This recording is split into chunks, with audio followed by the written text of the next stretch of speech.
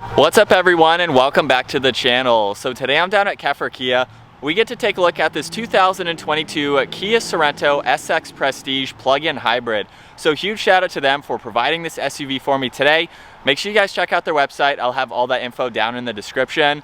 The Sorento that you see behind me is finished off in Aurora Black and it has a list price just over $56,000. So to start off today's review, we're going to take a look at what powers this plug-in hybrid. So it has a combination of a 1.6 liter 4-cylinder turbocharged engine and a 66.9 kilowatt motor. It's paired to a 6-speed automatic transmission and combined produces 261 horsepower and 258 pound-feet of torque. It is all-wheel drive, weighs in just over 4,500 pounds. It'll do 0 to 60 in 6.7 seconds, and it has a fuel capacity of 17.7 gallons.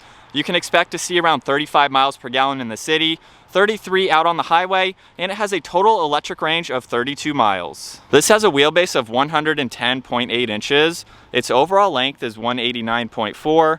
It has a width of 74.8, a height of 66.7, and its ground clearance measures in at 6.9 inches. As we work our way to the exterior now on the Sorento, let's start off with these LED headlights. So you can see the triple beam design along with the LED DRL and LED turn signal that runs just underneath it. I think it gives it a great look. You can also see how sleek the headlight housing itself is, and there's brushed aluminum trim just on the top of it, and that extends all the way to the grille, where you'll see the new Kia badge finished off in brushed aluminum. There's plenty of cutouts in this grille to provide maximum cooling to the engine, as well as the cutout right in the middle and down below, where you'll also see the LED fog lights.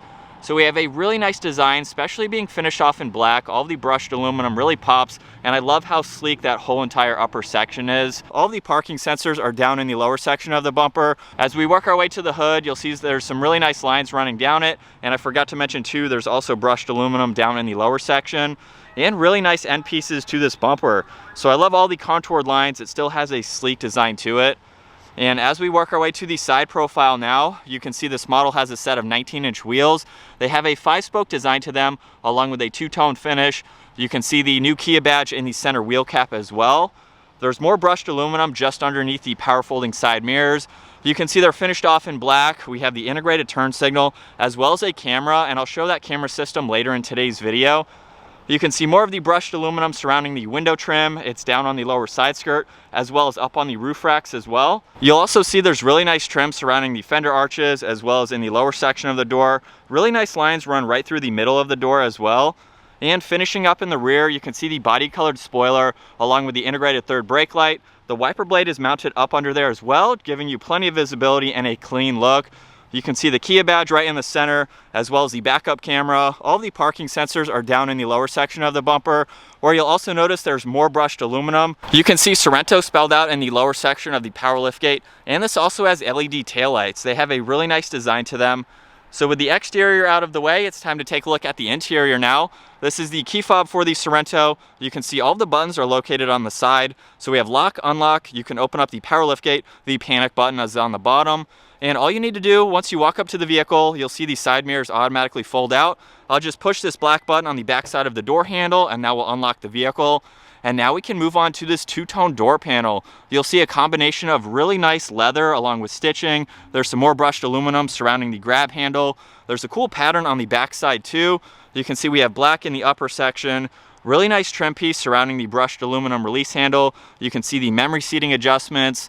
We have all the window controls as well as the side mirror adjustments. This does have a 6-speaker Bose audio sound system, and you can see all the storage space down in the lower section of the door. As we work our way to the interior now, you can see Sorento down on the door sill, and we have more of that leather for the seats. Really nice stitching. These are heated and ventilated seats. You can see they have a really nice design running down them, and down on the side you can see all the automatic adjustments. And now it's time to take a look at the interior for the Sorento. So I have the driver door open up all the way. You can see that gives you plenty of room to enter and exit. As we move on to the steering wheel now, you'll see it's completely covered in solid black leather with gray stitching to match this interior, as well as all of the brushed aluminum accents. But let's go ahead and start this up. We have the brushed aluminum engine start stop button on the right side, and with my foot on the brake, we can bring this to life. And you'll see on this digital gauge cluster, over on the left side is the miles per hour as well as the fuel gauge. On the right side, you can monitor the hybrid power along with your eco and even the charge for the battery. And you'll see right in the center, we have a lot of information we can go through using buttons over on the right side of the steering wheel. So we have a few controls here. You can also see the distance pacing as well as the steering assist.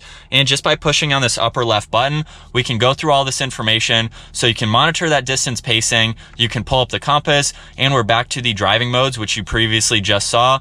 Just by scrolling up and down, you can look at tire pressure, your attention level. You can also look at all of your trip information. There's also the energy flow, so it's really nice to see that diagram. You can also see a range for electric and for fuel. If you look at your select content now, you can go in and look at your driver assistance, basically just monitor all of that information. You can also scroll up and see where the power is being sent for the all-wheel drive system. And then for the different driving modes, you can see the vehicle is in eco right now. I can go up to sport mode where you'll notice that the gauge cluster changes. There's also snow, and you can see smart down at the bottom. You'll notice too on the back side of the steering wheel, we have these steering wheel mounted paddle shifters finished off in brushed aluminum. And then over on the left side, we have volume and tuning for the radio, as well as Bluetooth and voice commands. You'll see on the left side of the steering wheel, we have a few controls for traction control, as well as being able to open up the fuel. We have the power liftgate, lane keeping assist, and a dimmer switch for the gauges. You'll see two air vents surrounded with more brushed aluminum. We have a pretty large dash here finished off in leather. There's a speaker up top, and right in the middle, the screen measures just over 10 inches. It's a touchscreen system. You do have controls over on the left side and the right side. So just by pushing on the home icon, you can see all these icons that you can go through from your map and navigation. So if I pull up the map, you can see that in full screen. Home is in the upper left there. You can go into your phone. We have passenger talk, which allows you to talk to your third row passengers through these speakers here. So I don't know if you can hear me on the GoPro right now, but my voice might be echoing from picking that up. It's basically a microphone, so that way you can easily talk to your passengers in that third row. We have quiet mode. You can go into your notifications, your media, definitely a lot to go through. And then on this home screen here, basically hides all of those icons just to give you a little bit more of a calm screen. Over on the left side, you can see shortcuts to your map and navigation, as well as radio and media. We do have a physical button for power and volume, as well as tuning over on the right side. You can see seek and track along with your setup, and even a star button up top. So you have different favorites depending on what you use the most, and you can quickly go in and set that, making it very easy and convenient to use. You'll see there's two air vents on both sides with more of the brushed aluminum, and right in the center, we have all of the climates. So just by touching the fan speed there, you can see them come to life. These are touch sensitive, so they're not actual buttons. Really nice to have that haptic feedback though. You can see temperature on both sides. We can shut it off. There's a few other defroster buttons and recirc buttons down below. So it's really nice to have all those controls laid out very easily. You'll notice as we work our way below that, you can see on both sides, we have the heated and ventilated seat controls. There's 3 different settings for your driver and your passenger. You'll notice we have a large compartment where you can place your phone or other smaller items. This does have the wireless charging port. You can see some accessories there, so you can charge other electronics if you'd like to. And if we close that up, you can see all of the piano black, just giving it a great touch. You'll see we have 2 cup holders on the right side, as well as a little bit of storage, and right in the center is the gear selector. So when you start up the vehicle, of course it's going to be in park. All I need to do is rotate this once to the left side. That is for the backup camera. So you'll see that appear with the top-down view on the right side. And we have a few different angles that you can pull up just to give you plenty of visibility. This is from the side cameras, so that gives you a little bit different of a view. If I rotate this dial and go into drive, now you can see these same angles for drive. We even have guidelines too, just to give you that much more visibility around this entire vehicle. And then park is right in the center just by pushing on the top there. As we work our way behind that, you'll see this is the rotary dial I was using to go through the different driving modes, and you can see they're laid out here as well, so that way you can see what mode you're in down below, as well as having the differential lock. You'll see on the left side we have the heated steering wheel along with the auto hold assist. There's a downhill assist control. We have the EV mode, so just by pushing on that, that's how you can run the hybrid system alone. We do have a shortcut to the camera system, so when you push on that, of course, that will pop up, and you can turn on and off the parking sensors if you'd like to. You'll see there's a little bit of storage space just in front of the center armrest, and if I open this up, you can see there's plenty of room. We have a removable tray too if you need to move that out of the way, and plenty of room for all of those items. And then the glove box has all of the room that you need for those items as well. And we'll take one last look at this interior. A very nice gray interior. I love the combination of all these materials. And then up top, you can see the dome lights as well as some help buttons as well. As we work our way to the second row seating now, you'll see the door panels finished off just like up front. We have a place for a drink as well as a little bit more storage below. And these are heated seats, so you have two different controls for your captain's chairs in the second row. Really great to see that. And at 5'10", I can go ahead and work my way in. And with the front seat set at my height, you can see I have plenty of room for my feet and my legs. There's a little bit of storage as well as a net as well. And above my head, I have around 4 or 5 inches. You definitely have plenty of room in the back seat, and these recline just a little bit, just to give you some extra comfort. And there's also a bar up underneath the seat, so you can move this forwards and backwards as needed. You'll see we have the adjustable armrest that you can get out of the way. A little bit of storage space on the side of the seat. You can place your phone or other smaller items. And then right in the middle, you can see we have 2 air vents along with a 12 volt and a USB, so you can charge your electronics. You'll also notice some on the sides of the seat as well, just giving you a lot of practicality for charging electronics. And then the second row also folds down, so you can see with them folded down, gives you a little bit more space if you need to utilize that. And now to work our way into the third row, all I need to do is push this button on the side of the headrest. You'll see this seat move forwards, giving you plenty of room to hop into that third row. And again, at 5'10", I can work my way into the back. We can slide the seat all the way back and lock it into place, where you'll see I have a good amount of room for my knees. Of course, you could move the seat forwards if you need a little bit more room. And my head is just up against the headliner, but I could be back here and fit comfortably riding around town, things like that. So it's nice that you have these functional seats. We have a little bit of storage and a cup holder on one side, along with a 12 volt. You can even adjust the second row from back here. So just by pushing on that button, you will see that automatically fold down. So if you have the third row folded down, you can quickly get to the second row, which is great to see. We have the same thing over on the driver's side, a little bit of storage, a cup holder, and a USB. And last up, it's time to take a look at the rear storage area. I'm just gonna use the button on the key fob. You can walk up to the vehicle, of course, and use the button up underneath. But you'll see with the third row up, we do have a floor mat right here. There's a good amount of storage space that you have if you have backseat passengers. And in order to fold these down, all you need to do is pull on the strap. You'll see the headrest fold down, and you can easily push both of these seats down, giving you plenty of room if you don't have anyone in that third row. And like I mentioned, we do have this floor liner here just to protect the carpeting underneath it. And you'll notice over on the driver's side, there's a speaker as well as some hooks here where you could place some nets, and you can't even put in a removable cover. We have the cutouts for that. You can slide it into place, and that way you can hide all of your items. So definitely very practical for the back of this vehicle. And then up top with the power liftgate, we can either close and lock the vehicle or just close it. As we set off in this 2022 Kia Sorento hybrid, the first thing I want to talk about is the fact that this is a hybrid. It's basically the top trim level for the Sorento. We have all-wheel drive. We have different driving modes here. I'm currently in Eco, and it's really neat to see when you start this up, you basically don't hear anything. The gauge cluster tells you ready, so that way you know the car is on, it has power to it. So I'm in Eco mode right now. I can monitor that with that right gauge cluster there. And even in Eco mode, we still have a good bit of power. I'm gonna go ahead and put it over into sport mode now. I really like the fact that we have the gauge cluster there. And then just by using these paddle shifters, we can go down to second gear. Okay.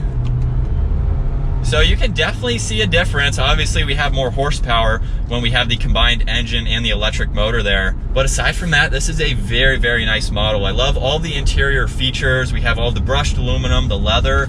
We even have the solar pane glass for the windshield and the front windows here. Basically, that's going to help make it a quieter ride. It's also going to block you from the heat of the sun, which I think is really good to have. As I'm cruising now around a normal speed, you can tell it's very quiet on the inside, so it's definitely doing its job. It's not a hot day at the moment, so I can't test the heat of it, but I really like the fact that driving this every day, blocking you from the sun is definitely something that's very important. So I think that's great that Kia has incorporated that into the windshield and the side glass here. But so far, this is a really, really comfortable vehicle. I love the amount of space that we have on the interior. We'll give it another acceleration here. It's not the quickest vehicle, but that's not the purpose of the Sorento. This is a great daily driver, as I've mentioned a few times already. I love this interior amount of space. We have the captain's chairs in the back that are even heated. So your backseat passengers definitely have a good amount of amenities, and you can throw in basically anything that you want in here. I love the center screen here. It's very sensitive to the touch, so you can easily go through all this information. And while I'm at a stop here, we can talk about visibility. It's not really a long vehicle, so you can definitely see over your left shoulder and your right shoulder. I can quickly look out of this glass over my left shoulder if I need to. And then over my right shoulder, the pillar there is not all that bulky. I can actually see that third passenger glass through my rear view mirror here. So I can see around that pillar just by looking up there. We also have a little window here too. So you can see over on that passenger side, just in front of that side mirror. So that's great. And then as we switch over to the POV angle here, one of my favorite camera angles is the fact that you can see these side cameras on the gauge cluster here. So if I put on my left turn signal, hopefully the camera can pick that up. You can notice anything that would be in a blind spot right there. If you're taking a sharp corner and there's a curb or something in your way, you can easily monitor that and see it. Same with your right turn signal as well. So if I turn that on, you can see the curb right there. I think this is a great visual for anyone really, especially if you're out on the highway, you're merging into traffic. You can monitor everything next to you. It just gives you another aid, which I think is great to see. Also how that's incorporated into the digital gauge cluster there. But as we put a few miles on this, hopefully you can tell just how quiet it is on this interior. It's a very, very smooth driving vehicle. I could definitely see this being a great daily. And while we're in sport mode, we'll just give it another quick acceleration. And we are up to speed just like that. Very quick in sport mode. We have that 261 horsepower, so definitely plenty of horsepower and torque to get this vehicle moving even when it's fully loaded. But I think that's gonna wrap it up for getting this 2022 Kia Sorento SX Prestige all-wheel drive out on the road. Once again, huge shout out to Keffer KIA for providing this vehicle for me today. Make sure you check out their website. I'll have all that info down in the description. And if you enjoyed today's video, give it a huge thumbs up and consider smashing that subscribe button so you can stay up to date with our daily uploads. And I'll see you in the next video.